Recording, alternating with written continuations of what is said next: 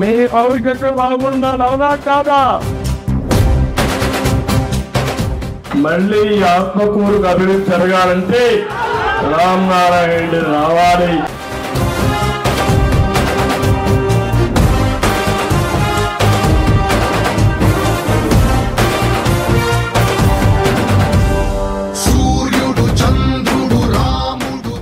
తప్పకుండా మీరు అడిగిన సమస్యలు ఈ ఆత్మకూరు అభివృద్ధి నేను పూర్తిగా సహకరిస్తా, అవునా కాదా?